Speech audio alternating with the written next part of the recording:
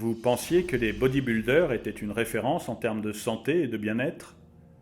Détrompez-vous.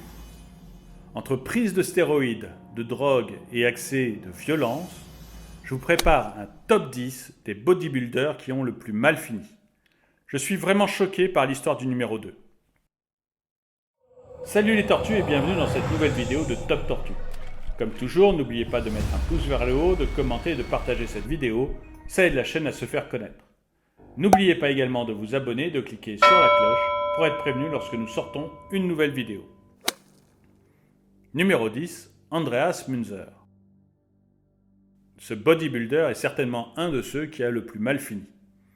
Andreas a poussé son corps à tous les extrêmes en prenant des stéroïdes et des hormones de croissance.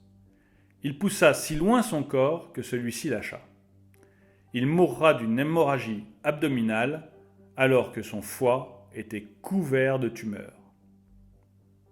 Numéro 9, Aziz Shavershia. Aziz est un bodybuilder qui a vraiment mal fini. Ce dernier était un YouTuber aimé et adulé par des milliers de personnes dans le monde. Malheureusement, Aziz prenait des stéroïdes en très grande quantité, en plus de consommer régulièrement des drogues et de l'alcool. Il mourut d'une crise cardiaque à 22 ans seulement. Numéro 8, Greg Pitt. Greg était un bodybuilder mondialement connu. Les marques et sponsors se l'arrachaient littéralement afin de faire la promotion de leurs produits. Début 2015, le bodybuilder faisait la promotion d'une boisson énergisante et son défi consistait à courir plus vite qu'un train. Malheureusement, le bodybuilder se fit happer littéralement par le train en question et mourut. Vous en pensez quoi de ce défi? J'attends votre avis dans les commentaires. Numéro 7, Anthony D'Arezzo. Ce bodybuilder a malheureusement très mal fini lui aussi. Lors d'un entraînement, en 2002, Anthony fut pris d'un malaise. Les médecins découvrirent que son cœur était sur le point de lâcher. Anthony ignora leurs recommandations et poursuivit ses entraînements ainsi que la prise de stéroïdes. Il a été retrouvé mort dans une chambre d'hôtel quelques mois plus tard. Numéro 6, Chad Brother. Ce bodybuilder est également un athlète qui a très mal fini. Chad était un adepte des stéroïdes. Il en consommait en très grande quantité. Les stéroïdes lui ont littéralement fait péter les plombs. Lors d'un entraînement, il est entré dans une rage folle, détruisant tout sur son passage, agressant d'autres sportifs présents et mourut ensuite d'une crise cardiaque. Numéro 5, Terry Harris. Terry est la preuve qu'une femme bodybuildeuse peut également mal tourner. Terry était connue pour abuser des stéroïdes. Elle fut découverte morte dans une chambre d'hôtel après un arrêt cardiaque. Cet accident est arrivé peu de temps après une compétition particulièrement difficile. Son cœur avait lâché à cause d'une prise trop importante de stéroïdes. Numéro 4, Romario dos Santos.